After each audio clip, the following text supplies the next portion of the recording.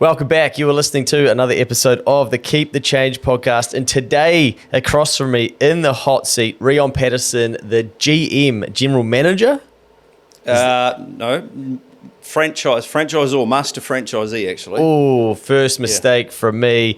We can go into that. Yeah, what's that? We can go into that. Yeah, and well, we certainly will, from Smith & Sons. Now, some people listening will recognise the brand from all over the country. Now, I'll get you to firstly just tell us a little bit about Smith & Sons and what they do and how come people may recognise them. And then we're going to unwind and go right back to the start of your journey, which I think will inspire a number of people. And then we're going to dig into some of those things throughout that. And then in a second podcast, which we'll do after this, we're going to understand more about franchising and the Smith & Sons model as an example, and then who it's for, who it's not for, why you're part of this and have been for so long, and cover some serious ground. So hopefully people will learn a lot through these two podcasts. But to start with, mate, tell us a bit about Smith & Sons. Okay, perfect. So we're actually born out of GJ Gardner's. Everyone, I'm sure there won't be any listener that doesn't know that name. Yeah. Phenomenal business, hat tip to them. And so GJ's have been operating, I think, for about 10 years, and it was in 2008, GFC. They were starting to get their customers, happy customers, circling back to them to do renovations on the homes that they'd built.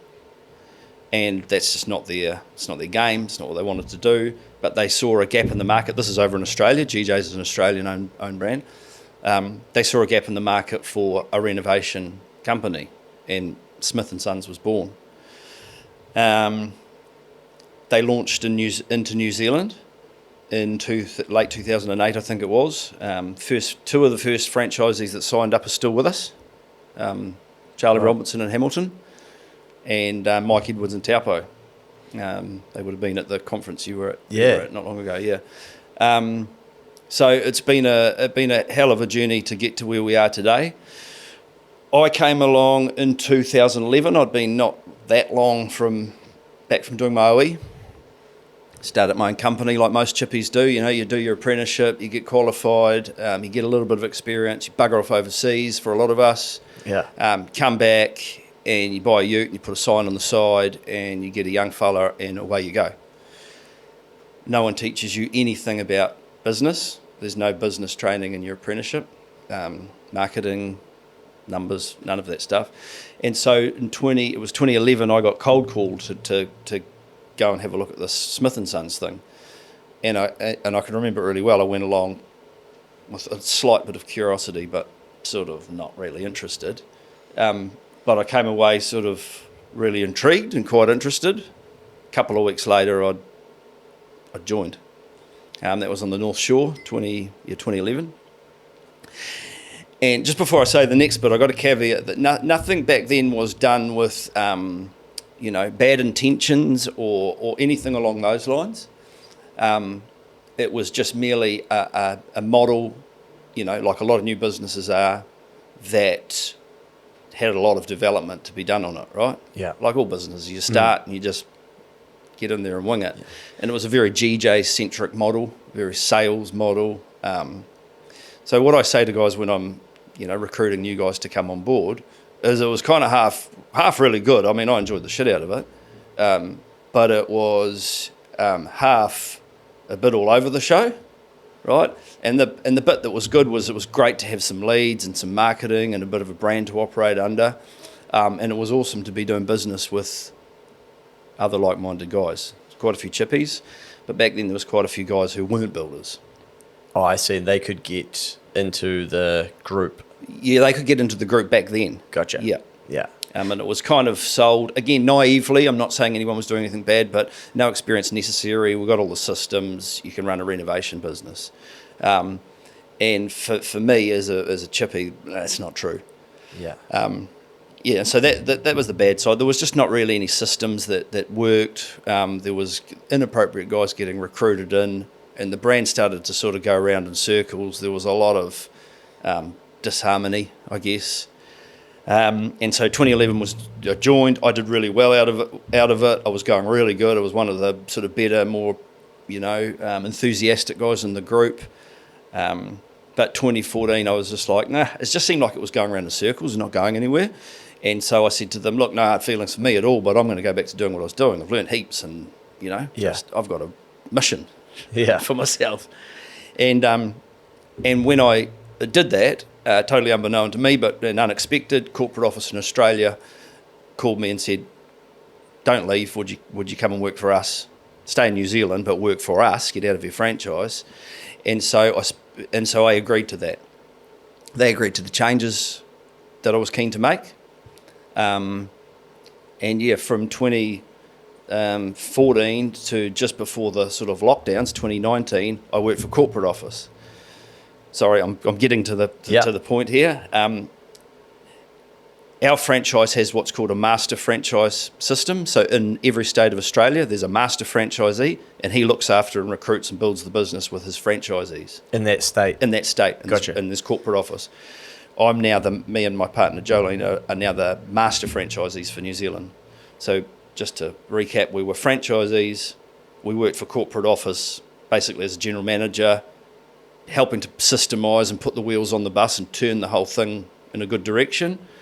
Once that project was over, we bought out the master franchise. Wow. Does that make sense? Sorry, this is a bit of a long story. I'll try and recap it. So you get on the tools yourself and you're going to have a crack for yourself. Yep. You get cold called by Smith & Sons, who basically they're looking for good people to come and join them. Yep. And then that saves you having to go and try and build your own business as such, or build those leads. You get a bit of firepower from the brand, and basically, that worked. From that point of view, it worked really well for me. Yeah, and you can get some leads and stuff. You do well at that because you're hungry, and then you think, actually, I've got some ideas of how it should be done. Yep. You think, I'm probably done with this. I'm going to go back out on your own, and then head office call and basically say that they've obviously seen something in you and said, well, do you want to work for us to lead the New Zealand franchise? Exactly. Yep. Yeah. And so then you become responsible for looking after all of the future franchise owners around the country. Well, making a huge amount of changes to it. I mean, number one was you now have to be a builder. We've got 27 offices across the country. We start with chippies. And if I just digress into chippies for a while, I'm a builder, I'm a qualified, experienced chippy. You've got mates in the trades, you've got chippy mates, especially in renovations, builders, chippies, are the kings of the trades. Shout out to any builder that's listening. We're the kings of the trades, and the reason I say that, no disrespect to roofers and sparkies and plumbers or anything like that, but chippies have to find the work, chippies have to price the work, chippies have to run the project, chippies have to have a deep knowledge of all of their subcontractors' trades, and we carry the can for a project for 10 years basically. So we sort of carry all the risk, and traditionally we're one of the lesser paid. The subbies just come in and out, do their thing, and happy days, and off they go. Less risk, yeah. So there's a real drive in me and passion in me to help chippies. That's really what I love doing. I want to be successful and make money, of course, but that's the bit that I love doing. Yeah. Yeah. And did that kind of come out of maybe you going through your journey and then having to learn a lot of that stuff and Definitely. and do it pretty well and thinking, right, I'd love to be able to reteach some of this to the others? Definitely. Yeah. So back to the changes I made is chippies only. It took a while to sort of... So I couldn't, the old bean counter over here, you can't grab a franchise. You could offer me $100,000 now. I'm sorry, mate. You're not going to be able to handle it. You know what I mean? Look at these hands, mate. They couldn't handle anything. Yeah, exactly. We moved to, as it says on the screen, a design and build model. Large renovations in New Zealand are traditionally done, I maintain, incorrectly. If you want to go down that rabbit hole. Let's not for now. Okay, we'll leave that one. I can talk about design and build later, but Yeah. Okay. So it's not just renovations, but it was at the start with GJs, because so I guess what I'm picking up is GJs build houses for people, right? Yep. And then people would buy those, and then they get maybe a little while into it and say, right, we want to completely redo it, or we want to bolt something on, and that's where they said, well, actually, our bread and butter stays over here. We just build houses. Yeah. Yep. Okay. Yeah. But we don't have anything to do with GJs, and we Yeah. build renovations for anyone. We do commercial stuff, we'll do school work, we do reclads, we do everything in that renovation space. That's what we do. Yeah. But our what I pointed us into specialising in is design and build, led by a builder. Gotcha. Yeah. Okay. But lots of bathrooms, kitchens, laundries, all of that sort of stuff. So you once were the GM though, right? Yeah. But So that was in that period when I was a franchisee. I jumped out of things and they said, come and work for us. So I worked as a general manager. Yep. And then it was 2019, I bought out the master franchise for New Zealand. Got ya. So I've been at all levels of Smith & Sons, and it's good now because I'm close to the guys. You know, we've really worked hard on systemising it. I've got a fantastic crew of guys who you've met. Yeah. Yeah. Yeah, I think I'm keen on this pod and these two pods to sort of highlight different pathways that people can take. Because I Absolutely. think, it's very easy to go, right, I could become a builder, and then you're a builder for the rest of your life. But that's not what happens, right? There's so many different avenues that open up. It's massive, man. Yeah. Totally, man. I know what you're saying. Yeah. I've got 6 kids. First one's just leaving school now. Wants to be a builder, and I'm into them all around the dinner table. That if you want to go to university and do something specific, like law or medicine or something like that, I'll back you. But if you want to go to university and do like Parks and Rec, like my mates did back in the day at Lincoln, and get a big student debt and come out and have nothing, I don't want you to go that way. Yeah. Get into the trades, get into anything, and learn your way. And once you are a Sparky or something, it doesn't mean you're a Sparky forever. You could build the biggest, electrical business in New Zealand. Yeah. It's a good stepping stone into business, right? Is being a builder still a good career? 100%. Yeah. Done right, though. What does that mean? Well, acknowledging if I was talking to a young guy and he wants to be a builder, you've got to understand how it works and where the gaps are to becoming successful. So it starts with getting an apprenticeship and understanding that it's a master-slave sort of thing, and you don't be late and you work your ass off. I think those, with how free and easy the economy's been and how easy it is to find work, that's lost on them a little bit. Work your ass off and learn everything you can. That's obvious. Once you've become a qualified builder, you're not good enough to build something on your own, not really in New Zealand. So there's more time you need to serve, probably another couple of years before you can actually, here's the set of plans, you're the head guy, go and build it. Then crucially understand that there's a massive gap when you finally go out on your own. You've probably had no experience in pricing. You don't know the difference between a gross profit and a net profit. You don't understand marketing at all. There's just this myriad of stuff that you've got to make sure you've got good people around you to learn. And that's where heaps of guys go broke. And is that then the point where using the backing of Smith & Sons as an example starts to teach you those pieces of the business rather than just that, look, I hope that I can jump in a van, get some tools and grab someone or whatever and get out there and go start building some houses and doing renovations, but not actually understand what that could look like financially. Totally. That's what my business is. I mean, the window front is these franchisees serving the renovating public. My business is to help them and support them and turn them into successful business people, starting with the brand, starting with our marketing, through to our marketing stuff, the lead generation stuff, the sales tools and systems that we provide and always work on, the financial reporting, monthly studying of the numbers, which they struggle with, but slowly but surely they get it. And then you see them turning from tradies into actual business owners, and really good ones too. And then they're part of a network of like-minded guys, and the long game is hopefully you're building a business that's worth some money at the end, Yeah. There are some real successful builders out there, and some guys have made a lot of money. There's a few of those. There's a ton of good builders in the middle that stay stuck on the tools for their career. They might have built up a good bit of net worth through their, flipping homes or whatever they're doing and some good projects. but stuck on the tools. And unfortunately, there's a huge pile of guys who go broke. Yeah, I was going to say it's one of the industries that have the highest rate of failure and liquidation, right? It's tough. Yeah. Yep. What is that, do you think?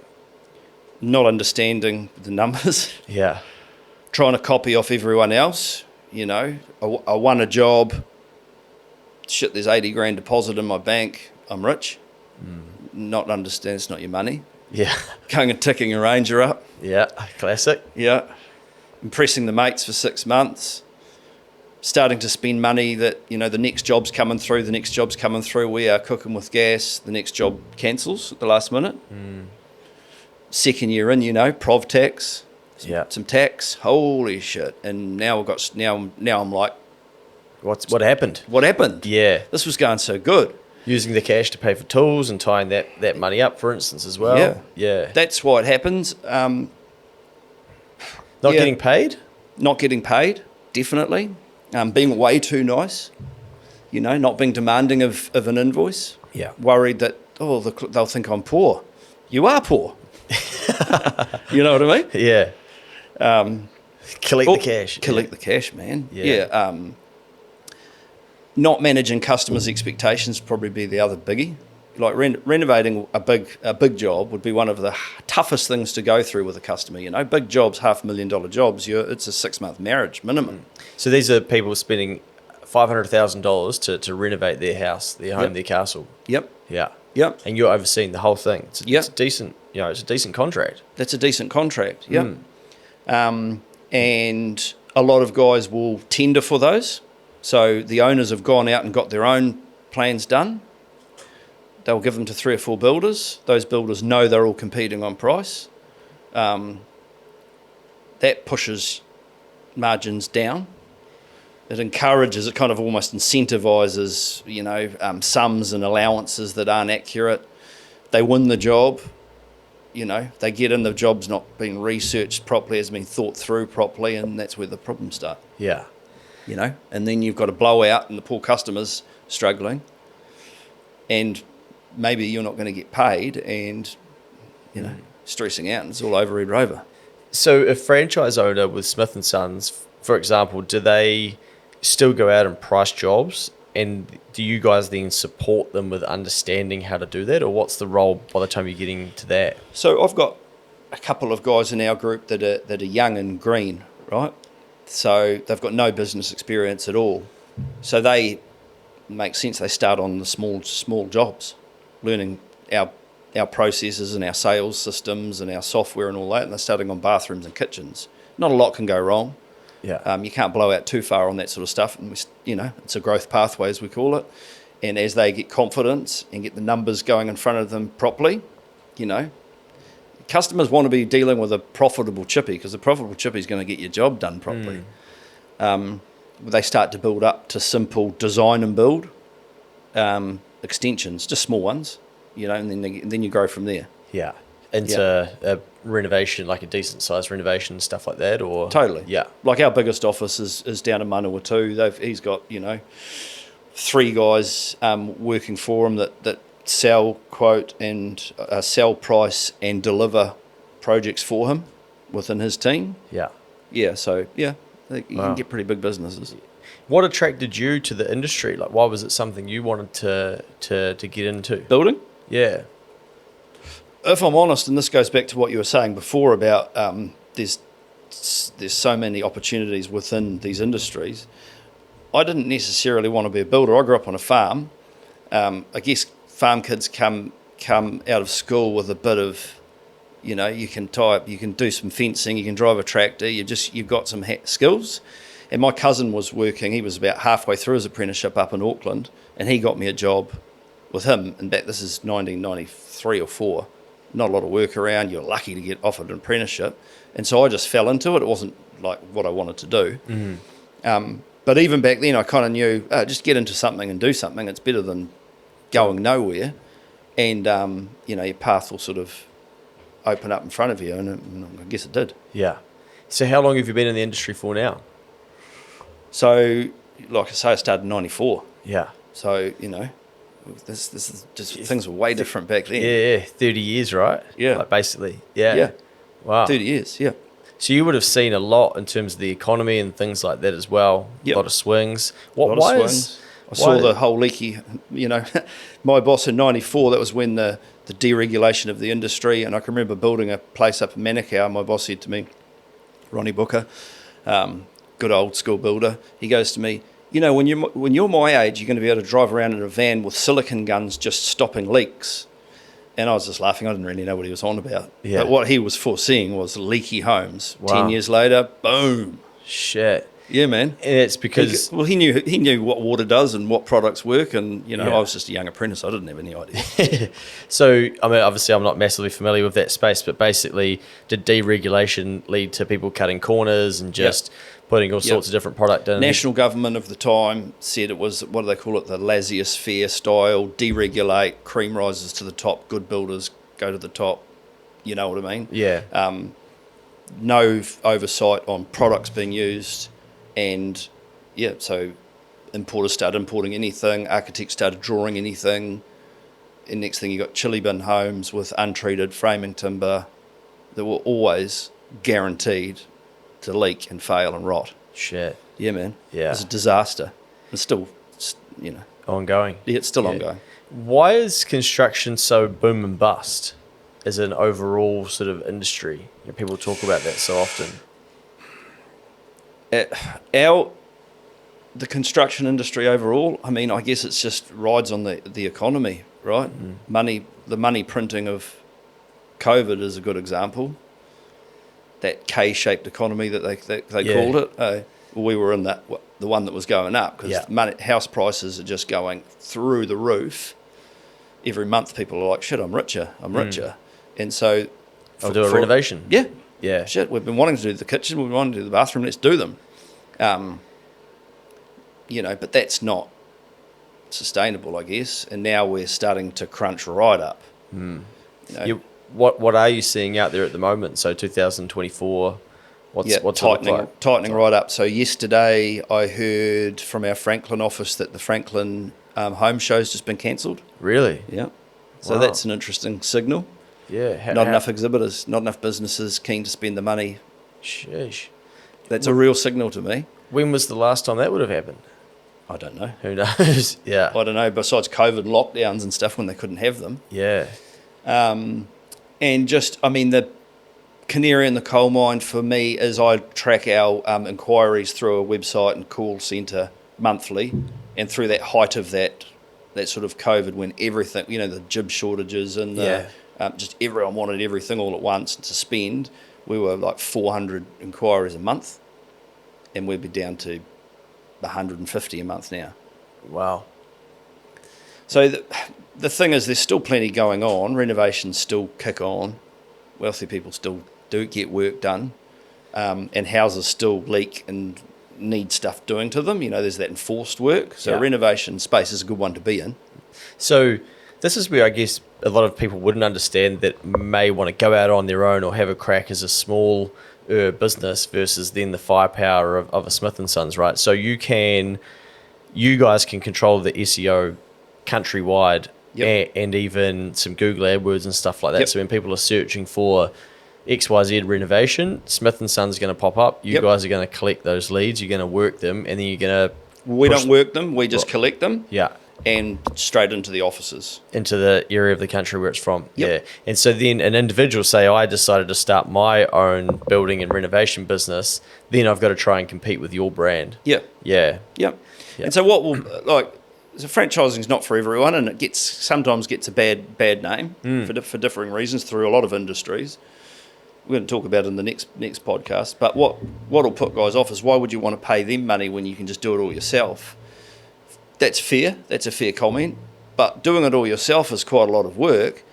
So we charge fees on the franchise revenue. 27 will happily pay them. But it covers a heck of a lot of expense that you would otherwise have to do, right? Yeah. Marketing, leads, the brand, that financial reporting that you just have to do. Building an asset. There's systems, all the sales tools and systems that we've built that are worth so much money to you.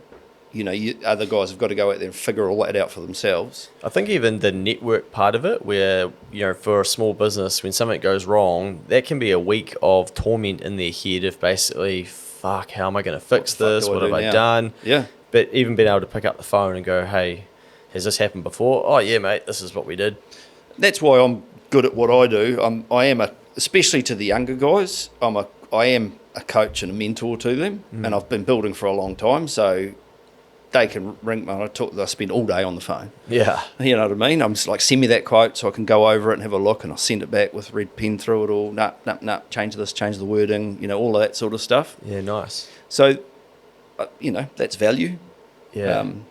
And that's the thing with franchising. You've got to be providing value every day to the franchisees. That's what we say in our office all the time. We have to provide value to them. So how many are there around the country? We're 27. 27? Yep. Wow. Yep. Yeah. So all over New Zealand. Yep. Yeah. And so... And we want to be a household name. I reckon we're halfway there. We want to be a that sort of service industry. I always say to guys, you've heard of Pit Stop, you've come to the right place, and you've heard of Laser Plumbing and Electrical, and you've heard of GJ's. I want Smith & Sons to be right there with them. You know what I mean? Sheesh. How many franchises can you get to, do you think?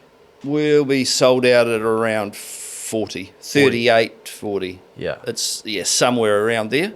Okay. Yep. So you'll cap it out there, and then basically it's about just getting and maintaining market share. Yep. So that's that part done. So there's one in every town, like there is a Subway or whatever. Yeah. And then as those guys build their businesses in their local area, they start to spend their own money on their local marketing. So they're sponsoring kids sports teams, and they've got 10 vans driving around town. You can't go to Palmy North without seeing Smithies. Yeah, wicked. And that's how you get to household name. And it's not an ego thing. It's just we've got there for these guys. We're sold out. Their businesses are all now worth more money. We've done it. We've reached the goal. Nice. Yeah. But we won't stop there. You've got to keep going. where do you go from there? For us, it's just keep developing the brand. I mean, we'll keep developing the business and the model. And that's another real cool thing. I'm very, very lucky, and it goes back to what a lot of us went through, but there's a real culture in our group that we work together to improve on the systems and the model. No one thinks and expects it's done. Yeah. You know what I mean? And we hone it all the time. Yeah, I was about to say, it can be all good and well having 38 franchises around the country, but if you're not doing good quality work, then across all of them, then you start getting tarnished by... Definitely. And we've been through some of that in the bad old days, from time to time. You can't, and that's on me. I do all the recruitment. A bad apple comes in, and starts to let customers down. He's letting the whole brand down. So it's very important. A lot of work. Very important. Yeah. And in one of the hardest games there is to manage customers' expectations. Yeah. It's tough. It's not like, a Sparky can just come in and just do his little bit and send the bill and it's done and it's in and out. We're there, like I said before, for a long time often. Yeah. And then you've got the ongoing service of basically, well, you guys did this, you need to come back and fix this, or... Absolutely. Yeah. Yep. Yeah. And our good businesses would always, definitely. So just want to take you back to what you're seeing out there. So you mentioned the Franklin Home Show cancelled. What about, and then inquiry dropping back for you guys? Yep.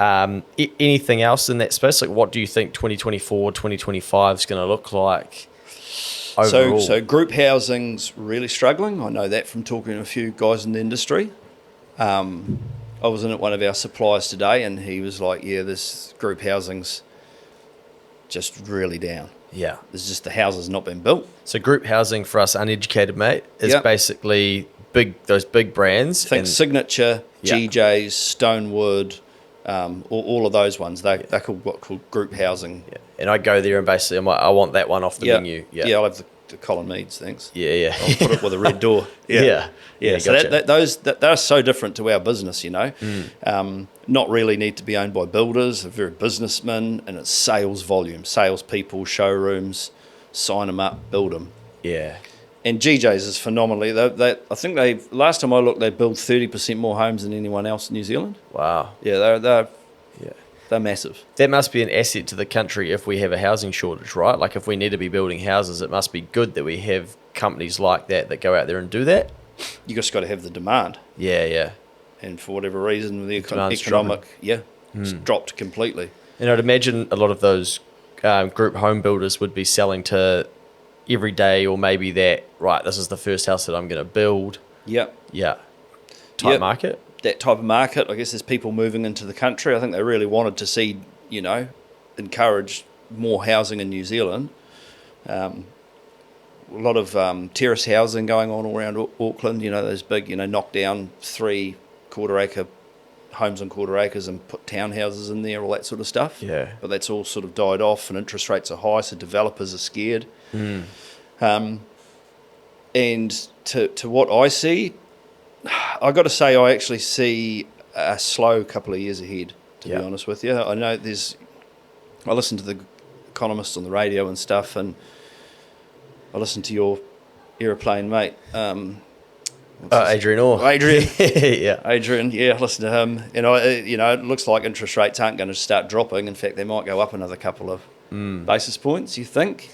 Yeah, there seems to be this hope that interest rates are going to drop off, and that's just going to be, everything's going to be great again. The economy is just going to have completely turned a corner. I don't think so. Yeah, and what if it's slow? What if we've still got high inflation? What if we've still got a mix of inflation and interest rates, even 4 and 3? Yeah, it's not. And the inflation rate, they tell you numbers, and I look at it and think, I don't know. I think it looks higher than that to me. Yeah. Well, interestingly, I was reading something from KiwiBank today, and basically what they were explaining is that often it's said that inflation impacts lower income earners the most. Yep. However, they can't move prices. Fixed income. Data suggests that actually it's impacting higher income earners more, because the lower income earners may not have mortgages. So it depends if you're going to be measuring CPI versus the true cost of a household when your interest rates start increasing, right? Those people have more debt. So they're being impacted more because they can borrow more, so then their interest is higher. So really they're feeling it. So, I don't know why there's any point in trying to figure out who gets impacted the most. The point is we're all being fucked. Everyone. Yeah. It hurts everyone. Definitely. There's some doom and gloom out there for sure. Yeah. I just, outside I was looking at the news and I saw NZME is 48% down. Really? In their revenues. I think it was revenues. Sheesh. There was a big headline. I was like, shit, that's a lot. Yeah, that is. Yeah. I think we spoke about that in one of the early podcasts for 2024. It was basically like media companies' revenue is going to decrease. Yeah. They're going to have to push harder on sales. What are they going to do that? More politics, more housing stuff, more fear, more division. Yeah. Don't listen to it. Yeah. Yeah, man. And that's why I love your podcast. And I tell everyone, don't get in the car and listen to the news, ZB and that. You get to the next appointment and want to slit your bloody wrists. Get in the car and listen to some Keep the Change. And oh, how good. Send it out to all the franchisees, mate, and advocate. How good. Yeah. But yeah, I agree. I do think we've still got some tricky years to come. And I think the good thing about understanding that is you start to set yourself up for that. So say Adrian Orr and his crew don't drop the rates, or we end up with a 4 and a 5 for a number of years, then you learn some skills to work your way through it. Because I think, like in your space, for instance, you can go through boom and busts, and we can have a slower amount of activity, but we still need to build a lot of homes. So that's going to happen. And then also, people, when they have money, they want to spend it on their home. I just spent the weekend on Waiheke, and that is mind-blowing. Yeah, money out there. Yeah, going over there. The bills out there. And even just seeing where some of their houses are built, and then you've got a guy abseiling down to clean the back of a house down like a rock face, and you're just thinking, that's all money. And then the road's blocked because there's a big crane putting something in. You just think, that's employing somebody. Yeah. And that's how you see the economy really starts to work, where people go, right, I want to do these renovations or builds, and then that employs all the people that come along with that. Yeah, totally. And I don't think people are, no matter what's happening in the economy, are going to completely stop that, because it's more psychological than it is basically what's the OCR. Yeah, I think so. I think everything just needs to settle down. I think there are good sides to a recession if you can look for them. It's that natural clean out of business. There's businesses that shouldn't be there. Yeah. In our game, there's tradies that shouldn't be there, useless. sad thing in your industry, well, and in every industry realistically, is that you can get away with owing the IRD money for quite some time. So on the face of it, out to the public, you might have a business that's doing reasonably well, or you can kind of do stuff, but you're then not actually paying your obligations. So you're not tax compliant. Yeah, you're not running a sustainable business. So Yeah. eventually that is going to end or catch up with you. That's a ton of businesses in the building industry. Yeah, and the sad thing is the people who do comply and do good work, they're still competing with those people. Yep. But you don't see that play out for ages. So you think, like, how did they get that job? Well, they've underpriced it, etc. Who's funding it? Or the taxpayers funding it because they haven't paid their GST for 6 months, nor income tax, etc. This is really rife in the big commercial game, where it's what called in the industry buying the job. You've got a big crew, a big infrastructure set up, and you just buy the job, deluding yourself that you just want to keep the team going and sort of make it up on the next one. But only a few things have to go wrong in our game, and it's Trouble. massive trouble. Yeah, huge trouble. Yeah, and when there's no margin in something like that, Yeah. yeah. And so, a cliche in business, but we really work hard, and this is the biggest challenge I have with guys that come in. I've got to shift them from a tradesman mindset, which is all about the price. They're used to competing on price, the numbers, and into a businessman's mindset, which is value. Yeah. It's never about the price. Providing it's not about the price. If you provide proper value in how you're approaching, and that's why we do our design and build, it's never about the price. Yeah, transactions will happen. Yep. So your role now basically is to educate and advance the next wave of business owners through Smith & Sons all around the country and turn them into good business owners. Totally. Yeah. Yep. And that includes, I've seen you going out there, like hunting work out for them on their behalf as well, right? Yeah. To a degree. That's been a change for us. I saw this recession coming. It's obvious that it was going to happen at some time. What goes up must come down. So I knew that the work was going to slow down, and I just thought it was time to maybe diversify what we do. So there's no one like us as a national network. All my guys are pre-vetted. They're all builders. High-level health and safety, sameness of billing, all of that sort of stuff. And so we're starting to partner up with other national businesses or other customers who are trying to get stuff done across the country. You're trying to get a whole lot of stuff built across New Zealand. Before you saw us as an option, you are trying to deal with every Tom, Dick and Harry in every town, and fucking nightmare. Yeah. So they can come to us, come to me if there's some teething issues or whatever might be happening, and it's starting to work really well. Nice. And just feeding in some work into the offices. That's the power of having something nationwide, right? Because you can then start playing in a field or a level that you couldn't previously. Totally. Yeah. Yeah. And all my guys are on board with it, so that makes it easy. And we're just wanting to, again, it's just we're wanting to provide value to them as much as we can. Yeah, that's exciting. What would you say to somebody who's considering getting into the building space from either scratch or a change of career? What do they need to do over the next couple of years? Not just these next 2 years, but what would their next 2 years look like? So you mean getting into the industry or becoming a builder? More becoming a builder. Becoming a builder? So that's a guy looking to start an apprenticeship, basically.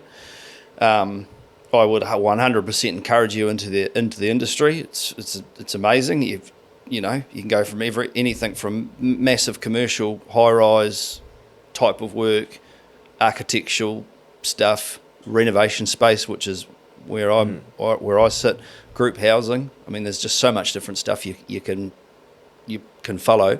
Yeah.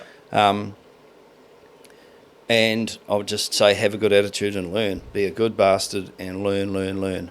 So then you want to couple yourself up with someone who's going to be a good teacher and does things well and... Totally. Yeah. Yeah. And then just... And I say to guys, there's quite a few looking for apprenticeships at the moment, and none of them will do it because they ain't got the balls, but they want to text someone or they want to put a Facebook thing up saying that they're looking for an apprenticeship. And say to them, go and walk around knock on a work site, ask to speak to the boss, say, look, I really want to be a chippy. Can I work for you this week? No charge. I just want to come in and help. I'll do it for free. And you get in there and you work your ass off. This is just unheard of. If someone did this, you almost guarantee you at the end of the week he's going to go, here's a few hundred, and do you want to come back next week? You were bloody awesome. You know what I mean? And you had the nads to come and knock. Yeah. What's happened there, do you think? People just too scared to put themselves out there? Yeah, I think a bit scared. Yeah. Or I shouldn't have to do anything for free. No confidence yeah.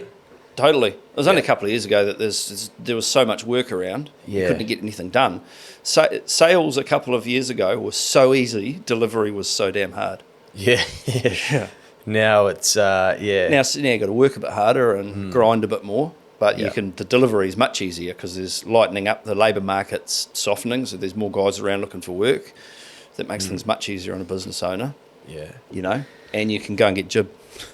Yeah. Well, that wasn't there. Yeah. That was our industry's toilet Even paper. my clients that weren't in construction were talking about jib, and I'm like, why are we talking about jib? Yeah. Everyone was talking about jib there for a while. Yeah, said they can get sell it on the weekend. I'm like, what the hell is going on here? Focus on your business. It's crazy.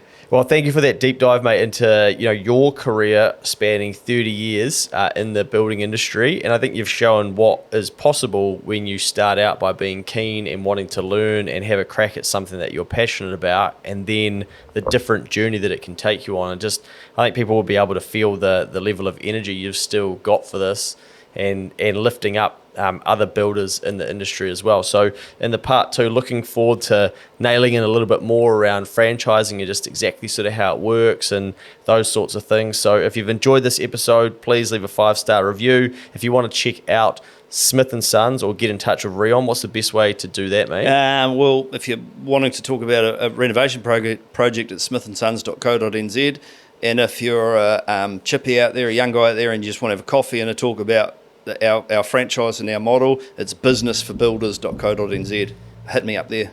Perfect. Businessforbuilders.co.nz if you want to find Reon. Thanks, mate. We'll see you in the next episode. Luke. Cheers, man.